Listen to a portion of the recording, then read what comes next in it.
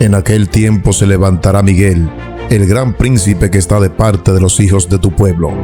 Y será tiempo de angustia cual nunca fue desde que hubo gente hasta entonces. Pero en ese tiempo será librado tu pueblo, todos los que se hayan descritos en el libro.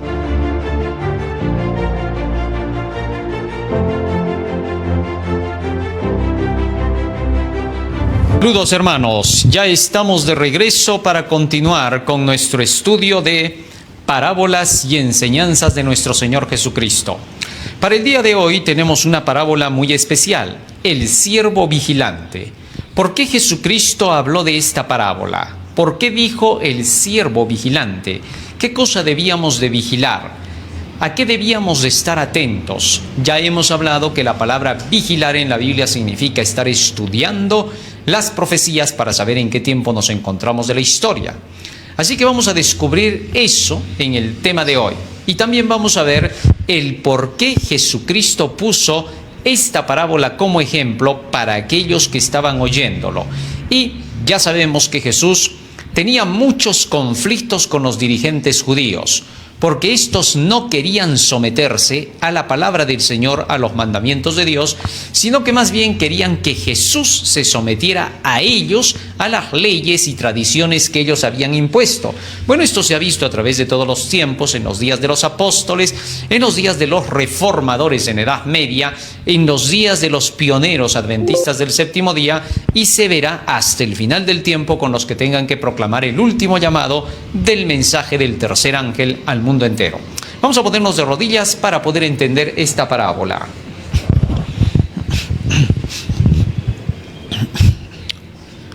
Bondadoso Padre que moras en los cielos, estamos agradecidos a ti porque nos das la vida y la salud. Y humildemente te rogamos, Padre Santo, que tu Espíritu esté con nosotros para poder comprender el mensaje que tienes preparado para el día de hoy.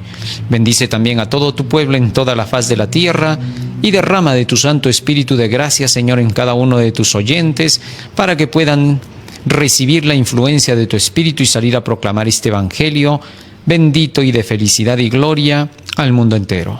Porque te lo rogamos en el nombre de Jesús. Amén. Amén, Señor. Amén.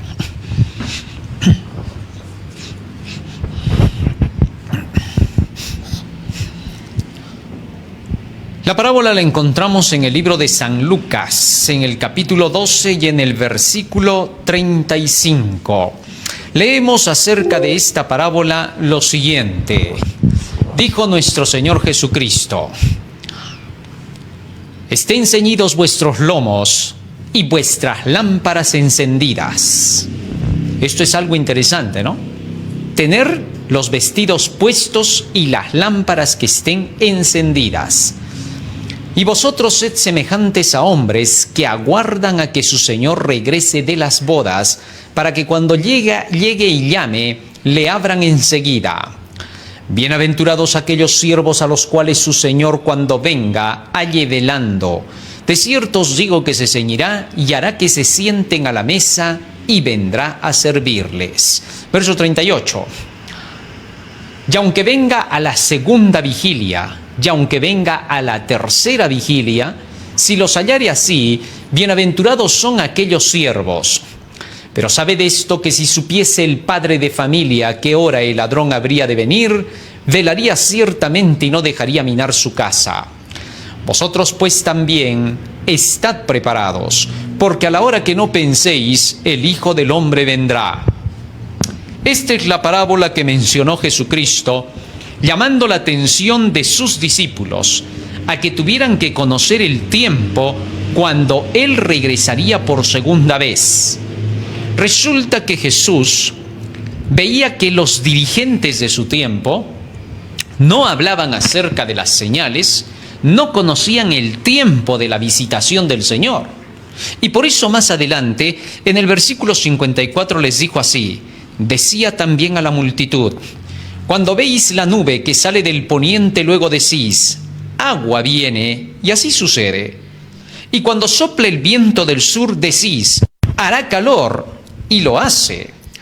Hipócritas, sabéis distinguir el aspecto del cielo y de la tierra, ¿y cómo no distinguís este tiempo? Con estas palabras nuestro Señor Jesucristo estaba llamando la atención de estos fariseos y doctores de la ley hipócritas. A ellos les daba ese término. Nunca Jesús se dirigió al pueblo, a aquellos que eran simplemente los seguidores, con estos términos.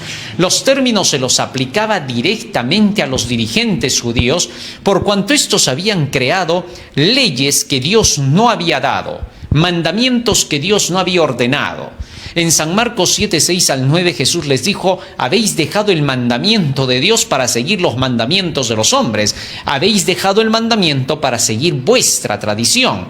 Con estas palabras Jesucristo les estaba diciendo entonces a estos dirigentes que ellos habían dejado de caminar por las sendas de Dios porque simple y llanamente querían hacerlo a su antojo. Por esa razón, ahora Jesucristo les estaba diciendo a los discípulos que tuvieran cuidado, que no hagan como estos dirigentes que habían fracasado y fallado en el plan que Dios les había dado. Les había dejado su viña y habían sido ineptos, no habían cumplido su misión. Tal es así que ahora el Señor iba a poner a nuevas personas para que puedan dirigir su viña, pero estos tenían que tener ciertas características. Y en las características que Dios nos menciona, que Jesús nos menciona, está precisamente el asunto del siervo fiel y del siervo infiel. En el versículo 41 dice: entonces Pedro le dijo: Señor, ¿dices esta parábola a nosotros o también a todos? Y Jesús le dijo: ¿quién es el mayordomo fiel y prudente, al cual su señor pondrá sobre su casa para que a tiempo les dé su ración? Fíjate ahora cómo el Señor le estaba diciendo a Pedro que el siervo vigilante es aquel siervo que da el alimento a tiempo a la casa del Señor. Dar el alimento a tiempo. Ya hemos hablado acerca de esto. El alimento es la palabra de Dios. Y dar a tiempo el alimento significa darla en el momento preciso, cuando Dios la envía. El apóstol Pablo dice en Romanos capítulo 13, versículo 11, hablando acerca del tiempo, lo siguiente: y esto conociendo el tiempo, que es hora ya de levantarnos del sueño, porque ahora está más cerca de nosotros nuestra salvación que cuando creímos. El apóstol Pablo está relacionando al tiempo con la profecía. Es hora de conocer el tiempo y saber que nuestra salvación está más cerca. Esto significa que el mayordomo fiel mencionado por Jesucristo, que da el alimento a tiempo, es el mayordomo que está escudriñando las profecías y sabe qué cosa es lo que hay que predicar para el tiempo presente. Mientras que el mayordomo infiel no quiere predicar nada de lo que es del presente. Jesús continúa explicando eso en el libro de San Lucas, donde estamos haciendo el estudio, en el versículo ahora 42, Lucas 12, 42. Y dijo el Señor: ¿quién es el mayordomo fiel y prudente al cual su señor pondrá sobre su casa para que a tiempo les dé su ración? Bienaventurado aquel siervo al cual cuando su señor venga le haya haciendo así. En verdad os digo que le pondrá sobre todos sus bienes. Aquel mensajero, aquel predicador que está llevando el alimento a tiempo, Jesús le promete: te daré a ti todos mis bienes. En tus manos estará toda la administración de mi obra. Tú la llevarás adelante. ¿Por qué? Porque tú estás dando el alimento al pueblo en su momento y en su tiempo.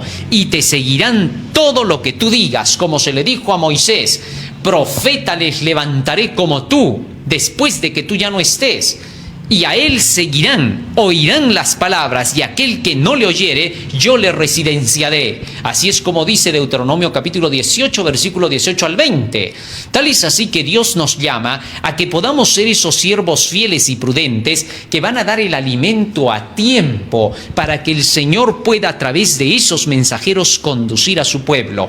Dios conduce a su pueblo con su palabra, y cuando llama a alguien para que la proclame, ese que la proclama debe de presentar la verdad para el tiempo presente, para la actualidad.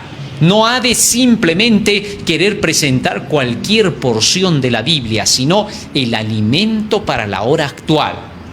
Continúa diciendo Jesús: Verso 45.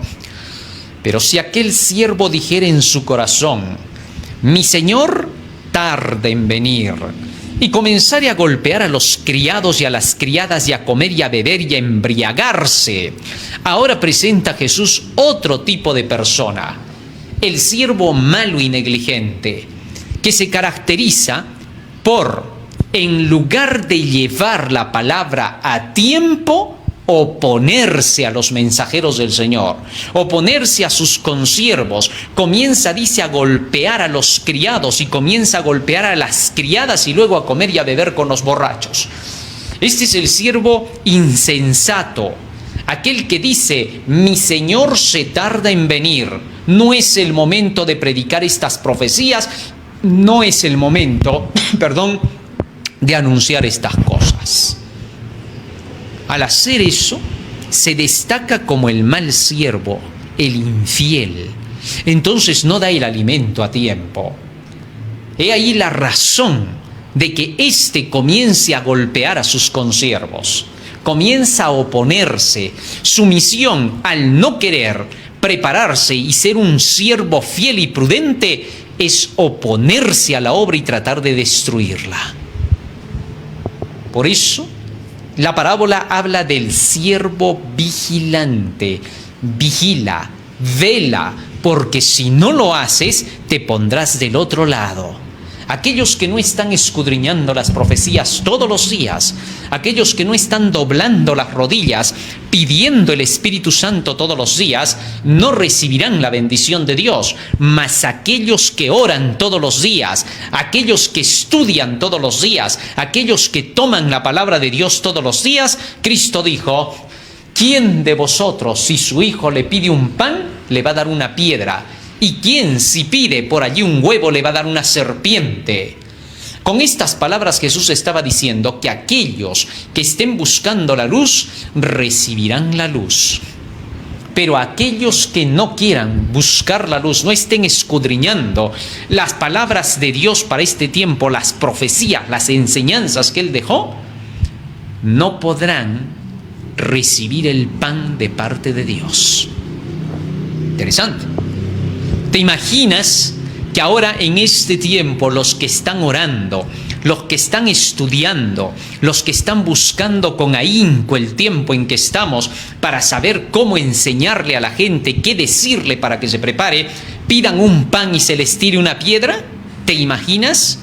No tendría ningún sentido. Y que aquellos que ni siquiera están escudriñando las profecías, que ni siquiera están predicando esto a la gente, que no están dando el alimento a tiempo, ¿te imaginas que estos pidan un pan y Dios les dé un pan? Jamás. La Biblia dice que aquellos que están en esa situación, que no están buscando la luz, cuando pidan no recibirán. Pedís y no recibís porque pedís mal. No pedís para salvar a las almas, sino para vuestros deleites pedís. Increíble. Tal es así que entonces el Señor fue claro. El siervo verdadero tiene que estar vigilante. Y ahora vamos a entender cómo es que el siervo verdadero puede estar vigilante para que no caiga con el siervo infiel. Pues del infiel sigue diciendo el verso 46. Vendrá el Señor de aquel siervo en día que éste no espera, y a la hora que no sabe, y le castigará duramente y le pondrá con los infieles. En el libro de San Mateo capítulo 24 y en el versículo 51, la palabra infiel es mencionada como hipócrita. Fíjate lo que dice en San Mateo capítulo 24, versículo 51, hablando de lo mismo Jesús. Dice allí, y lo castigará duramente y pondrá su parte con los hipócritas y allí será el lloro y el crujir de dientes. Fíjate lo que dice ahora acá. La palabra hipócrita en la Biblia no es dada al azar. Jesús nunca utilizaba un término sin saber su significado correcto. Así que cuando aquí Jesús está refiriéndose a los fariseos y a los doctores de la ley y escribas con el término hipócritas, Jesús estaba diciéndoles ese término porque estos habían dejado los mandamientos de Dios y a la fuerza se habían hecho sus tradiciones, y al obedecer sus tradiciones ya no cumplían con las leyes de Dios. Sin embargo, increíblemente, estos dirigentes judíos hablaban de la ley y decían la ley de los 10 mandamientos. Se llenaban la boca de decir los 10 mandamientos. Y por eso Jesús les dijo en San Mateo capítulo 23, versículo 1 al 3. Entonces Jesús habló a la gente y a sus discípulos diciendo: en la cátedra de Moisés se sientan los escribas y los fariseos, es decir, realmente hablaban de las leyes de Moisés. Y luego dice: así que todo lo que os digan que guardéis, guardadlo y hacedlo, mas no hagáis conforme a sus obras, porque dicen y no hacen. Estos de veras enseñaban que la ley de Dios tenía que ser obedecida y cumplida. Sí, decían eso, pero en el momento en que tenían que enseñar cómo se tenía que obedecer esa ley, estos dirigían al pueblo hacia sus tradiciones, hacia sus reglamentos, hacia las leyes que ellos se habían inventado. Y por eso Jesús les dijo: porque atan cargas pesadas y difíciles de llevar y las ponen sobre los hombros de los hombres, pero ellos ni aun con un dedo quieren moverlas. Hacían de lado todos los mandamientos de Dios, todas las enseñanzas de su palabra de esa manera. Pisoteaban la ley que decían creer. Entonces concluían diciendo que si es verdad, existe la ley, hay que respetar la ley, no se puede obedecer la ley. ¿Por qué? Porque ellos iban tras las tradiciones. Jamás los judíos, jamás estos fariseos y doctores de la ley obedecían la ley. Mentira, Señor. Cristo les dijo lo siguiente. San Juan capítulo 7, versículo 19. San Juan capítulo 7, versículo 19. Muchos piensan que los fariseos eran estrictos guardadores de la ley. Yo no sé de dónde lo han sacado, pero bíblicamente eso no es verdad. Fíjate lo que dice acá. Lo que Jesús les dijo a todos estos: ¿no os dio Moisés la ley? ¿Y ninguno de vosotros cumple la ley? ¿Por qué procuráis matarme? Sin duda Jesús les estaba mostrando a las claras que eran mentirosos cuando estos decían que en verdad guardaban la ley. No, ellos no querían guardar la ley. Para ellos era imposible el tener que guardar la ley.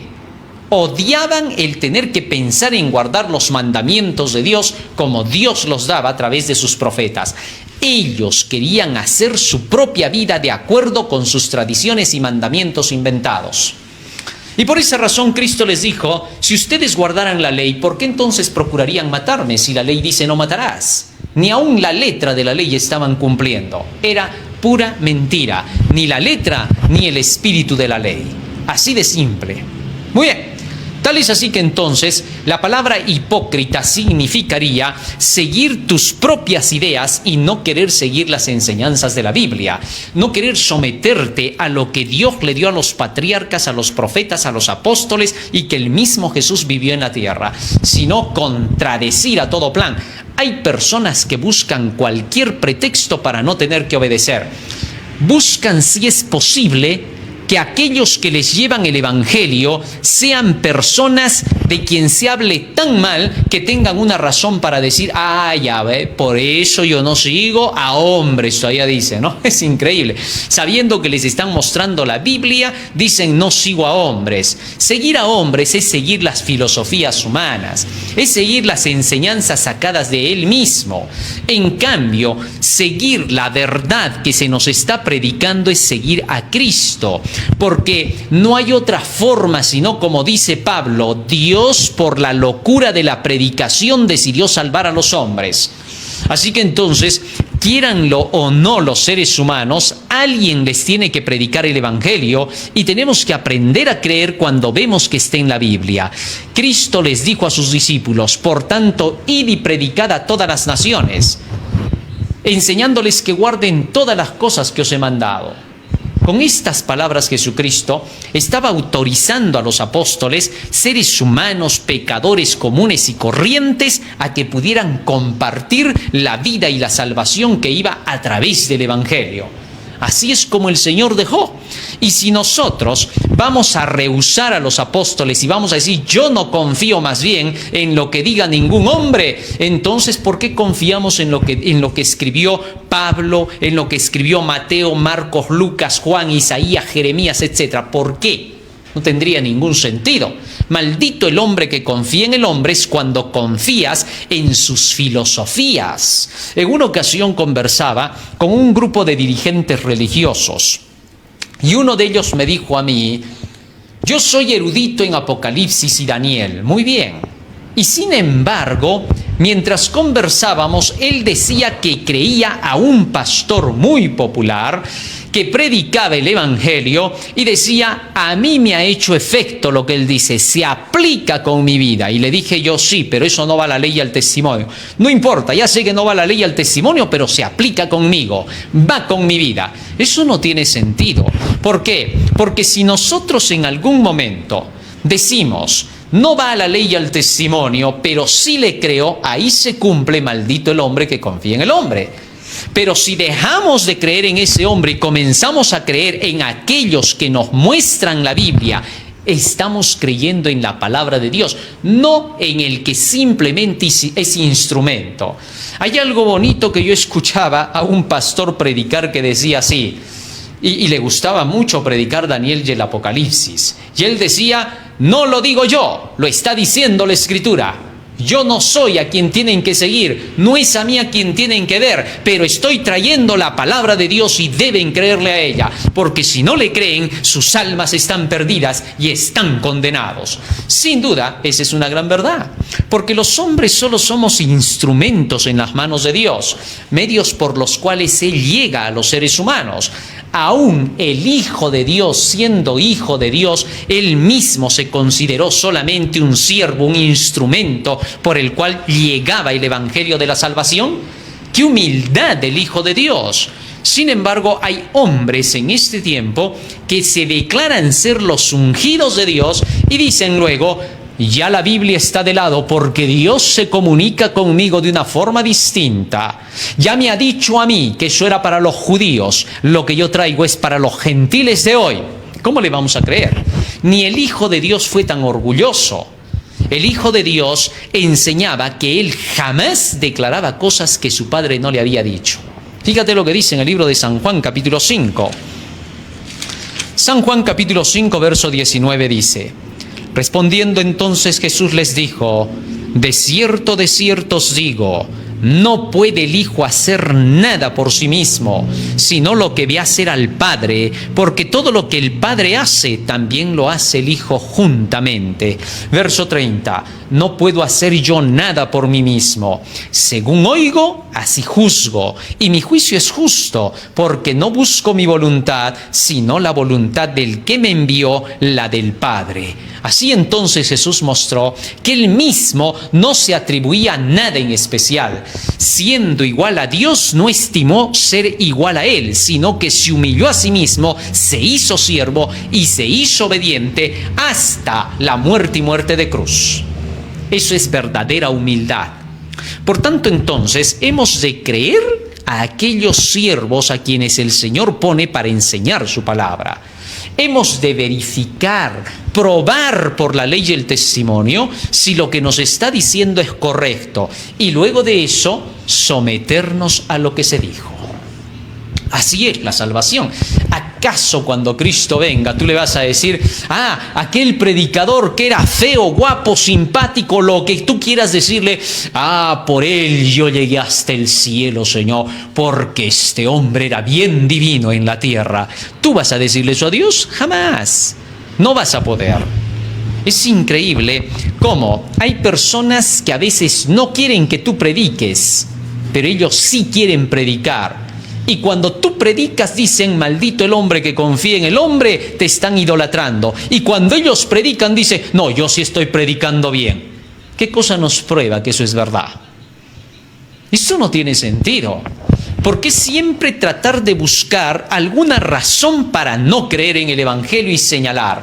En lugar de eso, deberíamos aprender la verdad e irla a comunicar. Así de sencillo. Porque más allá de eso, no hay ninguna prueba para salvación.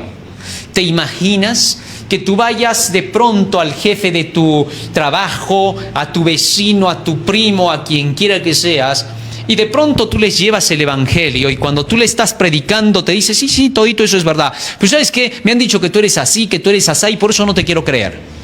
Y por más que tú le dices que eso no es así, por más que le ruegas, le suplicas, igual te dice, no, igualito, ya me han dicho eso de ti, por eso no te creo.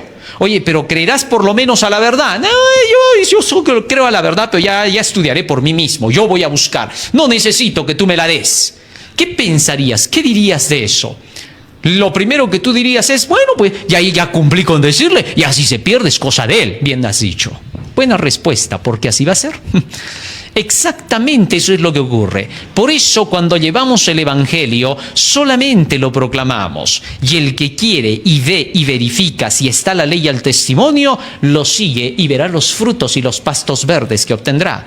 El que no quiere no lo encontrará. Buscad y hallaréis, dice el texto. Quiere decir que tienes que ir a indagar para ver si aquello que te están diciendo es lo correcto. Probad los espíritus si son de Dios. Este texto es claro, a la ley y al testimonio. Si no dijeren conforme a esto, no les ha amanecido. Muy bien. Ahora bien, ¿de qué estaba hablando Jesús en los versículos anteriores para haber entrado a esta parábola del siervo vigilante? Jesús estaba hablando del afán y la ansiedad. San Lucas capítulo 12, versículo 22 dice, dijo luego a sus discípulos, por tanto os digo, no os afanéis por vuestra vida, qué comeréis, ni por el cuerpo, qué vestiréis. ¿Por qué Jesús estaba hablando de esto?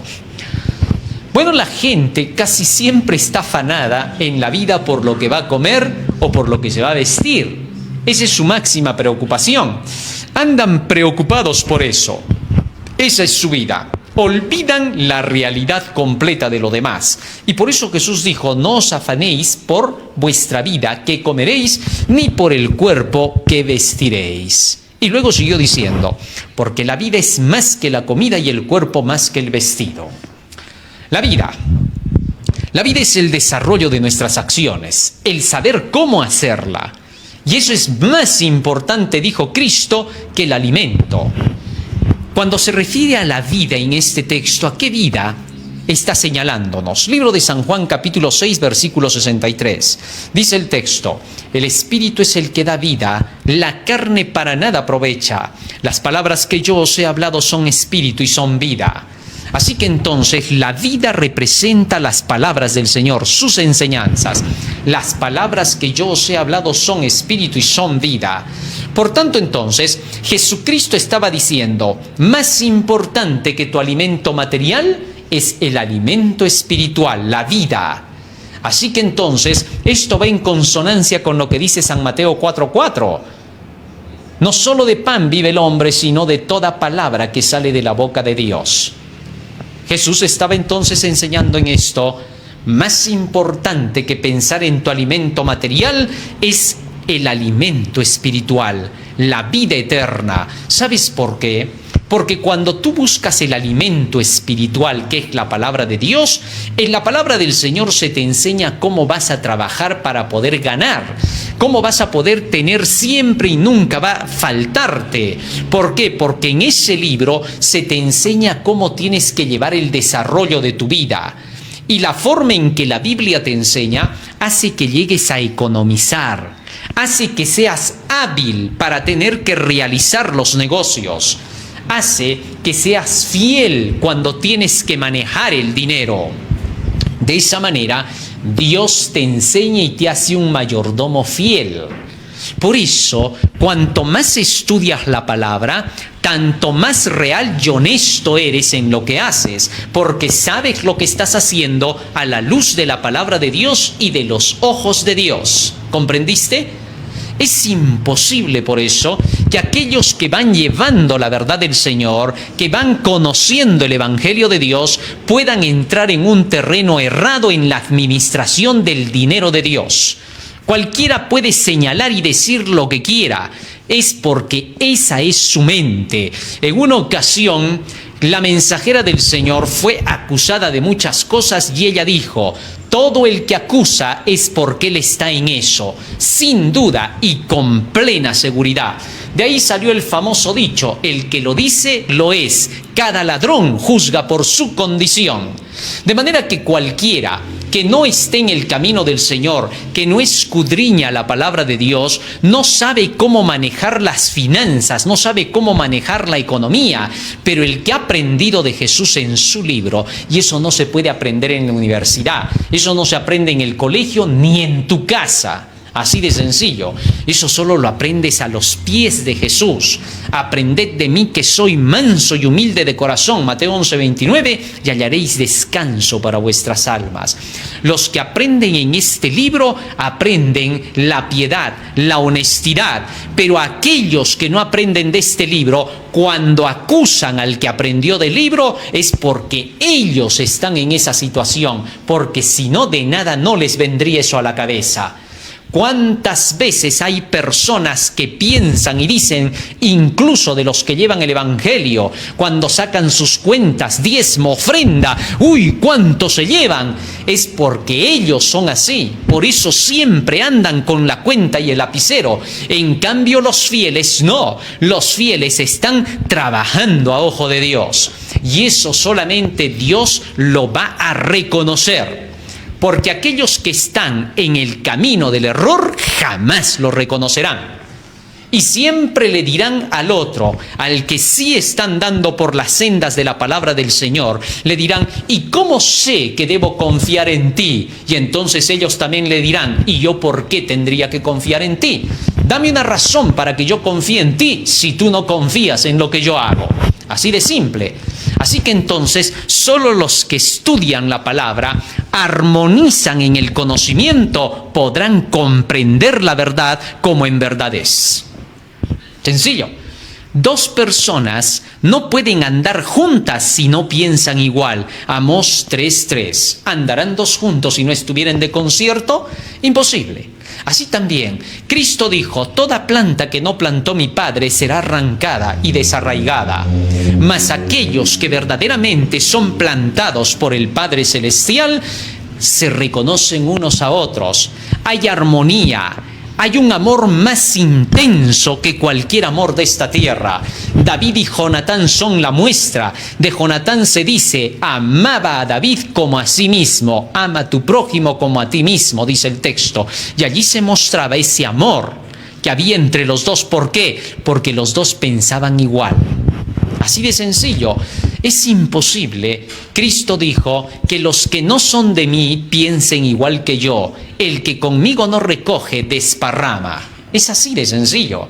¿Quieres recoger con Cristo? Piensa igual que Cristo. Si no tienes el pensamiento de Cristo, tendrás malos pensamientos para con los de Cristo. No hay cosa más sencilla que entender eso. Continuó diciendo Jesucristo a raíz de toda esta enseñanza. Versículo 23. La vida es más que la comida. El conocimiento de la palabra del Señor vale más que la comida común. ¿Por qué? Ya dije, porque en ese conocimiento obtienes la enseñanza para poder saber cómo obtener lo demás. Por eso el versículo 31 dice así: mas buscad primeramente el reino de Dios y su justicia, y todas estas cosas os serán añadidas. Y en Mateo 6:33 dice lo mismo. ¿Qué cosa es lo que está enseñando con esto Jesús? Antes que te preocupes tanto por el alimento y por el vestido, busca primeramente el reino de Dios y su justicia, y todo lo demás te vendrá por añadidura. En otras palabras, Jesús está diciendo: primero, busca el reino de los cielos, que es el Evangelio, y toda su justicia, que son los mandamientos de Dios, Salmo 119, 172. Y cuando hayas buscado eso y aprendido allí en el Evangelio y la ley, entonces verás que por tan solo vivir de acuerdo con eso, el resultado es que tendrás todas las cosas por añadidura. Te vendrán como resultado de lo que estás aprendiendo. Pues Jesucristo, que es el gran maestro, ¿cómo no te va a enseñar cómo se trabaja, cómo se economiza y cómo se prospera? Si te hace un mayordomo, para eso te enseña. Si tú llegaras a decir que lees la Biblia, que estudias la palabra y que no puedes lograr esto, eso quiere decir que no te aplicaste bien, porque jamás podríamos decir que nuestro maestro sea un maestro necio que no sabe cómo hacernos cada vez más sabios. En una ocasión, a Elena de White le dijeron así: ¿tú crees que eres más sabia ahora que nosotros? Y ella dijo: si no reconociera que soy más sabia desde el día que me he unido con mi maestro Jesús, entonces insultaría a mi maestro. Estaría diciendo que no me enseñó nada. Sin duda esa es una gran verdad. Todo aquel que viene y aprende de la Biblia es más sabio, porque si llega a negar eso, entonces está diciendo que Jesucristo es un inepto que no sabe enseñar. Esto no tiene ningún sentido, es ilógico. Es como una persona, alguna vez una persona se acercó y me dice: ¿tú crees que tú estás predicando la verdad? ¿Piensas que tú tienes la verdad? Y entonces le dije yo: bueno, si no creyera que tengo la verdad, no predicaría, porque entonces estaría seguro de que estoy predicando mentiras. Pero porque creo que tengo la verdad, por eso tengo que predicarla. Porque de lo contrario, ¿para qué entonces me atrevo a hablar? Así de sencillo. Eso no es ningún orgullo, eso es lo más humilde que puedes declarar. Porque si a ti te preguntan si tú predicas la verdad y si tienes la verdad, ¿tú responderías que no? Porque si dijeras que no, entonces ¿para qué predicas si sabes que es mentira? No tendría sentido. Algo que me sucedió en una ocasión fue cuando conversaba con un amigo mormón. Y entonces en la iglesia nosotros nos habían enseñado y siempre nos decían: nunca digas que tienes la verdad. No hay que ser humilde. Todavía le dieron la vuelta a las cosas, ¿no? Bueno, fiel a la causa, entonces, cuando el mormón me dice: ¿tú crees que estás llevando toda la verdad? Y entonces le dije: bueno, humildemente todavía yo no me atrevería a decir eso. Entonces me dijo: yo sí puedo decirte que traigo la verdad, sino ¿para qué me metí en una iglesia? ¿Cómo voy a entrar en una iglesia donde no sé que está la verdad? Y estoy dentro de ella y conozco esa verdad y la predico. Sin duda tenía razón. ¿Por qué? Porque si tú no vas a predicar la verdad, si tú no vas a enseñar la verdad, si tú no crees que tienes la verdad, entonces ¿a qué cosa sales a predicar? No tiene ningún sentido. Sería totalmente ilógico lo que estás diciendo.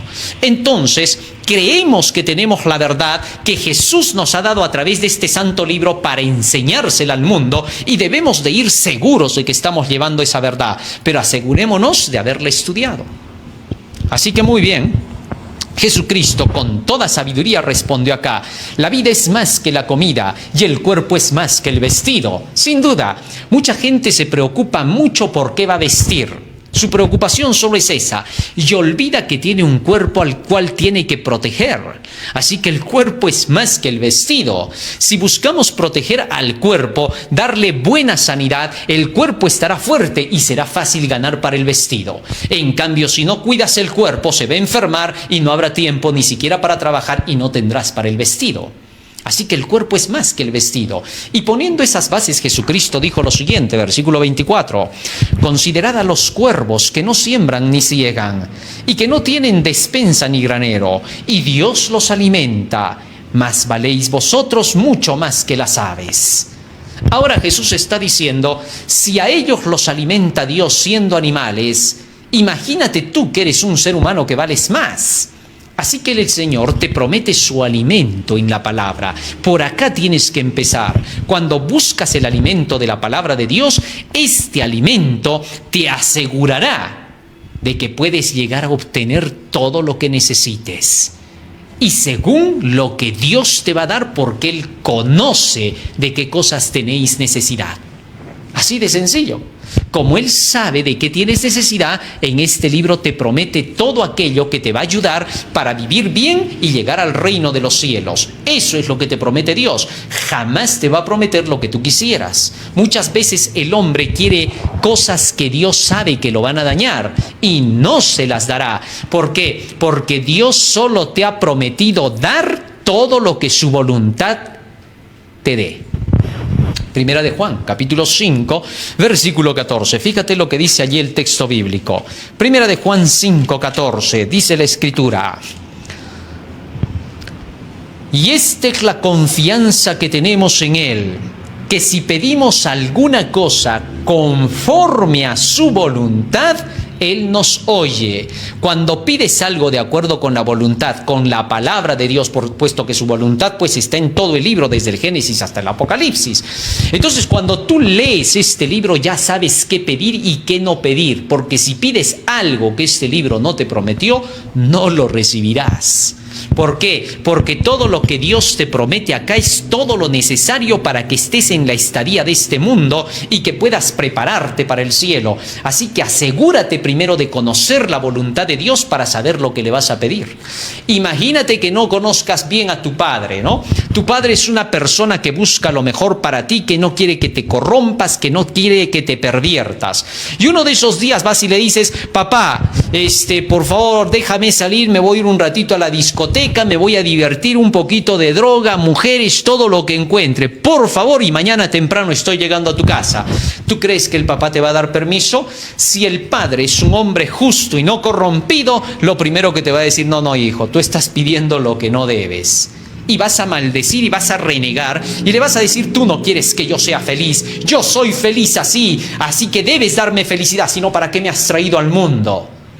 Vas a discutir inconsecuencias porque no conoces lo que es la vida ni la voluntad de tu Padre, que hace lo correcto. Así también sucede con Dios.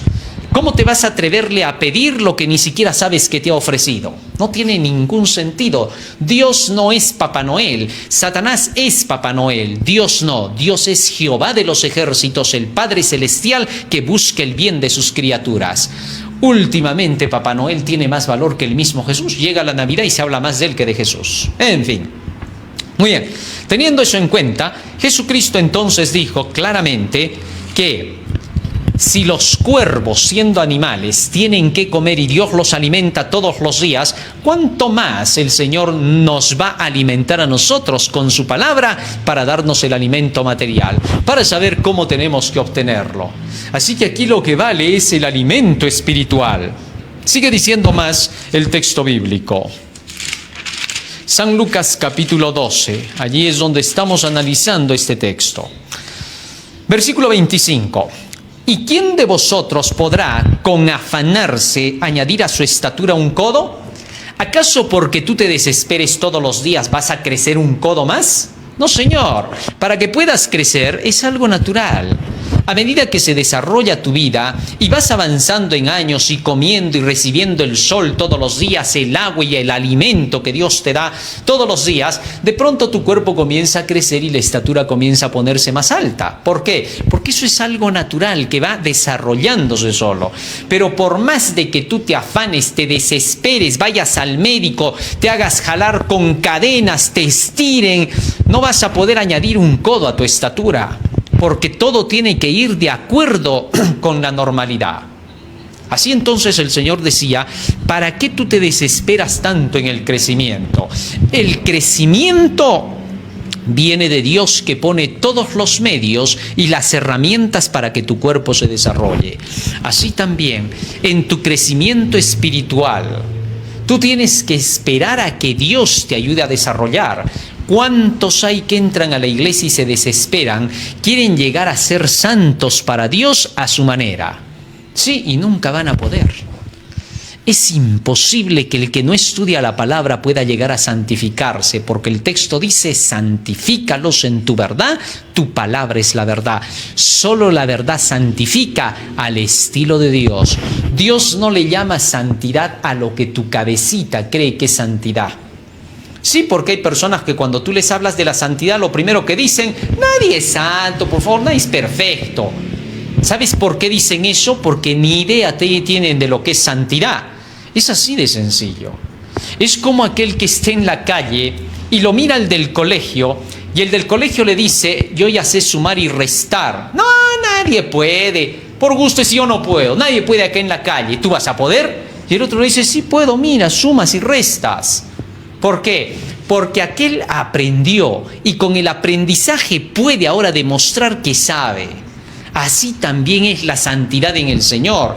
La santidad en el Señor no es tu esfuerzo por querer ser aquí el más perfectito, el que hace todo lo que le gusta a todos.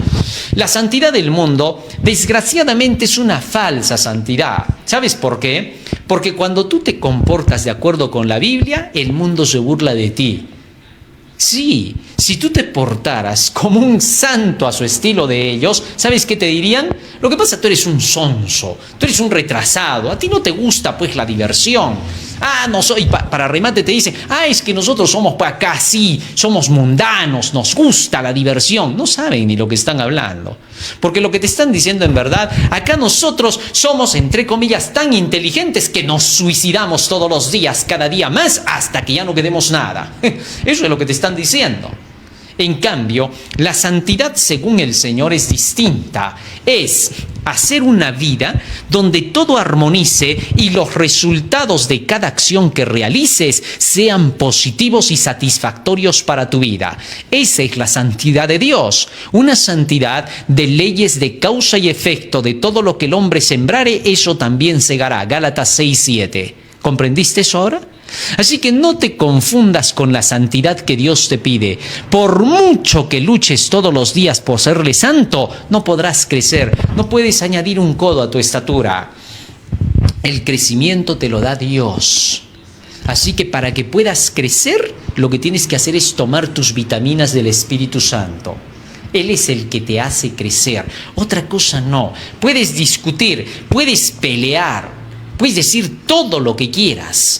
Pero si tú no vienes a la palabra, no creces, sigues enano espiritual.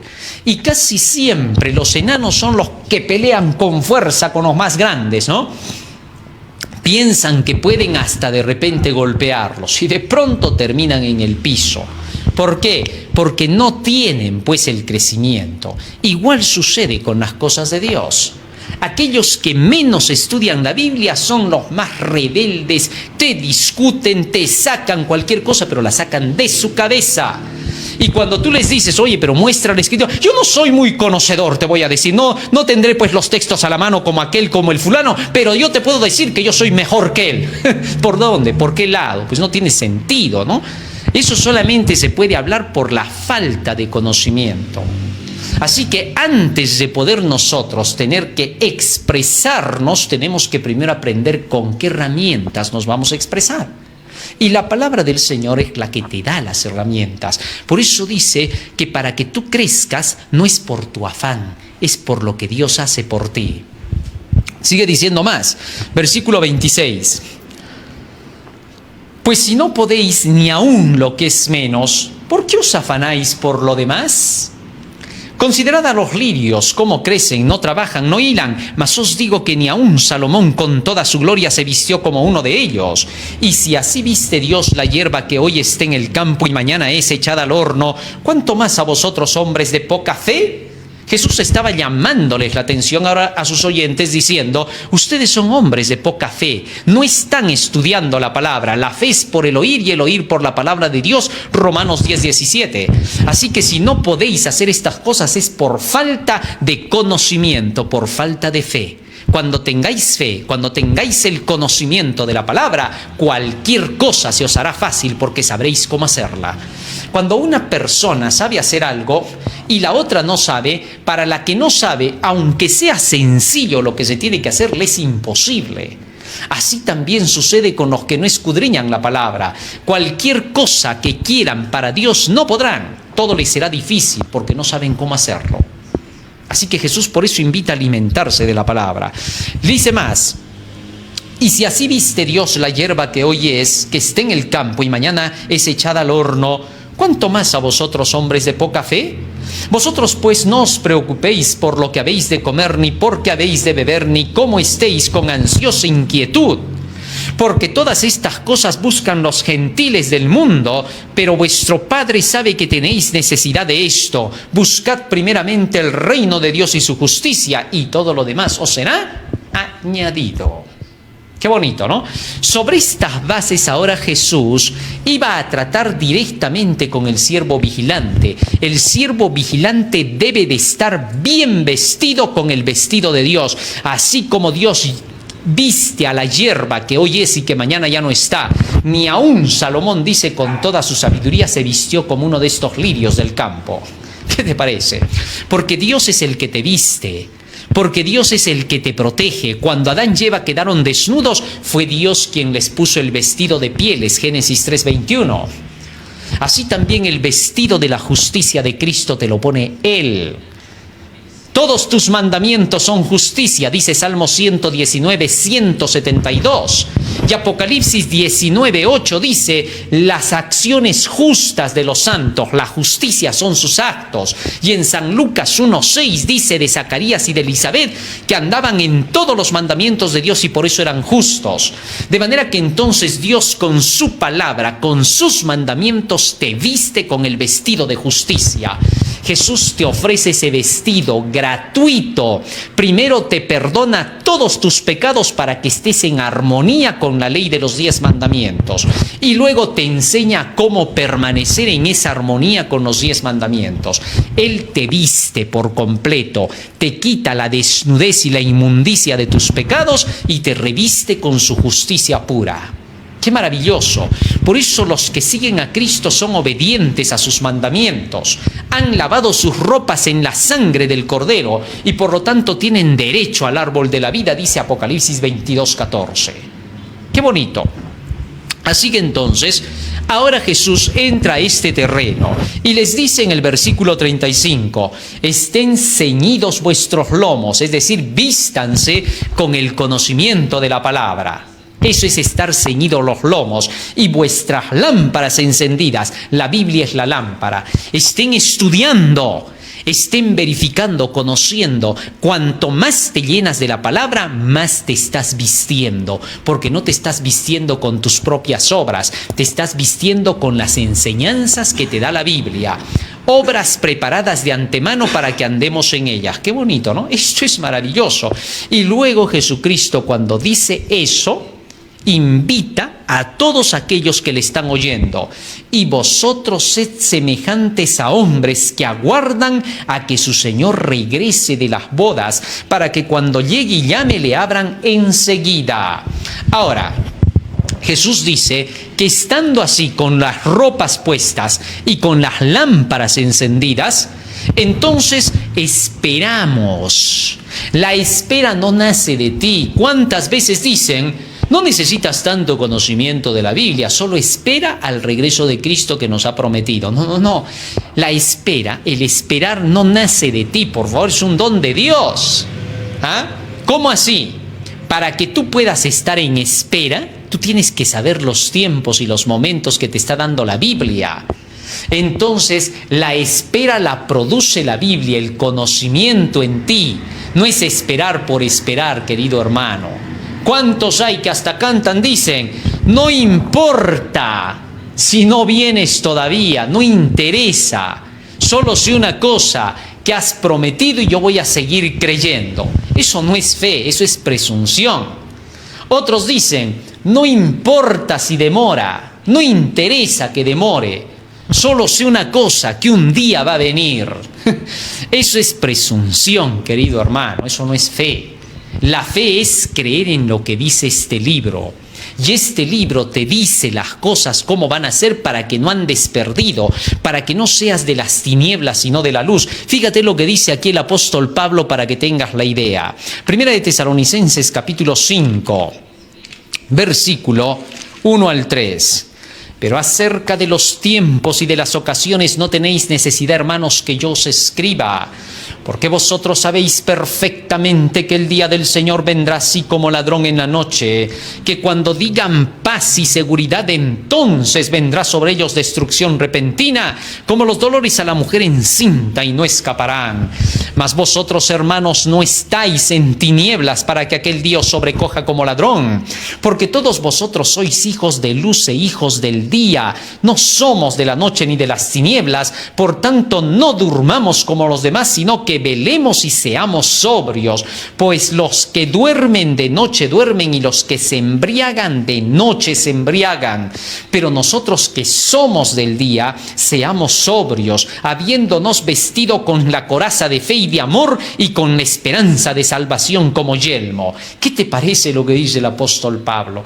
Tú y yo, dice, no estamos en tinieblas para que nos sobrecoja aquel día como ladrón, porque somos hijos de luz y del día, si es que estamos en la luz y en el día de la palabra de Dios. Andad entre tanto que tenéis luz para que no sorprendan las tinieblas, dijo Jesús. Así que tengamos en cuenta las palabras del Señor. Continuó diciendo aquí nuestro Señor Jesucristo. Verso 37, bienaventurados aquellos siervos a los cuales cuando su Señor, cuando venga, halle velando. De cierto os digo que se ceñirá y hará que se sienten a la mesa y vendrá a servirles. Hay que aguardar a que el Señor venga de las bodas. En la parábola de las bodas descubrimos que las bodas representan al juicio y que en las bodas se encontró uno que no tenía el vestido puesto. Y que de pronto en el capítulo 25 de Mateo se nos habla de 10 vírgenes que estaban esperando para entrar a las bodas con el esposo. Y esta entrada a las bodas representa el tiempo del juicio. Mientras unos van quedando afuera, los otros están dentro, hasta el momento en que el Señor ahora salga de las bodas, que es su segunda venida. Y las vírgenes tienen que alumbrar al mundo, declarando que el esposo ya viene y alumbrando al mundo desde que se empieza a decir paz y seguridad a toda la tierra. Y llevan la luz para que otros sean alumbrados y puedan entrar al juicio y salir de ese juicio esperando a que el Señor vuelva de las bodas. Así que entonces, cuando el Señor dice, estén ceñidos vuestros lomos, vuestras lámparas encendidas, está refiriéndose al mensaje de la hora del juicio, o sea, el mensaje de los 3 ángeles, que es el mensaje que debe preparar a todos para que cuando el Señor regrese del juicio, regrese de las bodas, cuando termine el juicio en el cielo, al fin del tiempo de gracia, puedan esperarle con las lámparas encendidas y ceñidos sus lomos, con los vestidos de la palabra del Señor, que es la justicia de nuestro Señor Jesucristo. Qué maravilloso, ¿no? Ahora, sigue diciendo aquí el texto bíblico. Verso 38, y aunque venga la segunda vigilia, y aunque venga la tercera vigilia, si los hallare así, bienaventurados son aquellos siervos. Es interesante leer en el libro de los Salmos, en el Salmo 90, y en el versículo 4, lo siguiente. Salmo 94. Dice así la Escritura. Porque 1000 años delante de tus ojos son como el día de ayer que pasó y como una de las vigilias de la noche. 1000 años es una vigilia. Y Cristo dice, aunque venga la segunda o tercera vigilia, 2000 años, 2 vigilias, aunque pasen 2000 años, está diciendo en otras palabras Jesucristo, espérenlo. Interesante la forma en que Jesús presenta entonces la parábola, todo en relación con la Biblia. San Lucas, sigo leyendo, capítulo 12, versículo 38. Y aunque venga la segunda vigilia, 1000 años, y aunque venga la tercera vigilia, 2000 años, si los hallare así, bienaventurados son aquellos siervos. Es sorprendente ver que las profecías del Apocalipsis, que son las últimas, no traspasan de 2 milenios. Así que por eso Cristo dijo, cuando veáis todas estas cosas, sabed que está cerca las puertas. No sabemos el día ni la hora, pero sabemos que Jesucristo mencionaba que pasarían 2 milenios especiales. Después de eso, ¿qué día es el que vendrá? Se nos dice, estén atentos, velen, estén con la profecía. ¿Para qué? Para que entonces ustedes puedan estar listos para poder recibir a su Señor. Qué interesante, qué maravillosa la forma en que Jesucristo presenta las profecías bíblicas como para no confundirnos. Sin duda, han pasado ya los 2000 años desde que Cristo se ha ido y ahora se está proclamando este evangelio para que todos estén listos con sus lámparas encendidas y vestidos con la justicia de Cristo para esperar a Jesús volver. Verso 39, pero sabed esto, que si supiese el padre de familia a qué hora el ladrón habría de venir, velaría ciertamente y no dejaría minar su casa. Vosotros pues también estad preparados, porque a la hora que no penséis el Hijo del Hombre vendrá. Después de que Jesucristo menciona estas dos vigilias, en ningún momento declara que se sabrá el día y la hora de la venida de Cristo, porque contrario a eso dice el verso 39, sabed que si el padre de familia supiese a qué hora ha de venir el ladrón, velaría y no dejaría minar su casa. Por eso estén vigilantes, dice el verso 40, porque no sabéis a qué hora vendrá vuestro Señor. Así de claro. Así que entonces la Biblia no nos da el día ni la hora, pero nos da el tiempo cuando ya debemos de estar preparándonos para la llegada del esposo al terminar las bodas. Y para que hagamos todo esto, el Señor dice en el versículo 32, explicando todo esto para que no nos afanemos por las cosas de este mundo, para que no busquemos las cosas de esta tierra, para que nosotros en lugar de buscar el dinero de este mundo y las necesidades de esta vida, busquemos en primer lugar el reino de Dios y su justicia. Nos dice qué debemos de hacer, algo contrario a lo que el mundo hará en esta última época. Nos dice así el verso 32, no teméis nada, manada pequeña, porque a vuestro Padre le ha placido daros el reino. Vended lo que poseéis y dad limosna. Haceos bolsas que no se envejezcan, tesoro en los cielos que no se agote, donde ladrón no llega ni polilla destruye, porque donde está vuestro tesoro, allí también estará vuestro corazón. Interesante lo que Jesús dice ahora, ¿no? ¿Qué cosa está mencionando? Está diciendo, haced tesoros en el cielo. Vended lo que poseéis, haced limosna. ¿Por qué? Porque Jesús está pidiendo ahora a su pueblo que todos busquen que su dinero, su economía, sea utilizada para hacer tesoros en el cielo. Porque donde está vuestro tesoro, ahí estará vuestro corazón. Ya hemos dicho que el tesoro es la palabra de Dios. ¿Correcto? Cuando hablamos, ¿te acuerdas de la parábola del tesoro escondido y de la perla de gran precio? Allí habíamos hablado de que el tesoro es la palabra de Dios, el Evangelio. Y donde está el Evangelio, donde está la verdad, ahí estará tu corazón. Así que si te unes tú con la verdad, como tu corazón estará ahí, es allí donde tú tendrás que apoyar para que esta obra se termine lo más pronto posible. Qué bonito. Todo armoniza directamente en la palabra del Señor. Todo está clarísimo. Y los que leen la palabra y los que son de Dios pensarán igual que Dios. Porque vosotros, dice Pablo, tenéis la mente de Cristo. A fin de que puedas ser semejante a Cristo, tendrás que pensar como Cristo. Y para pensar como Cristo, tendrás que llenarte del conocimiento que hacía que se formaran los pensamientos en Cristo. Jesús solo pensaba lo que estaba escrito, nada más aparte de eso. Pablo dice que no penséis más allá de lo que está escrito. Vale decir que no creáis más allá de lo que está escrito. Y eso es exactamente lo que tenemos que hacer. Creer solo en el escrito está de la palabra de Dios. Dios quiera, querido hermano, que podamos ahora avanzar de acuerdo con el conocimiento de su verdad. Vamos a pedirle a Jesús el día de hoy que nos ayude para poder estar preparados para cuando Él venga, estar con los lomos ceñidos y las lámparas encendidas como el siervo vigilante esperando la llegada de su Señor. Vamos a ponernos de rodillas y le vamos a pedir eso a Jesús. Bondadoso Padre que moras en los cielos, estamos agradecidos a ti porque nos das, Señor, la vida y la salud, y nos das también, Señor, tu palabra, tu bendito evangelio, que es el único que es conocido, Señor, en el cielo y en la tierra.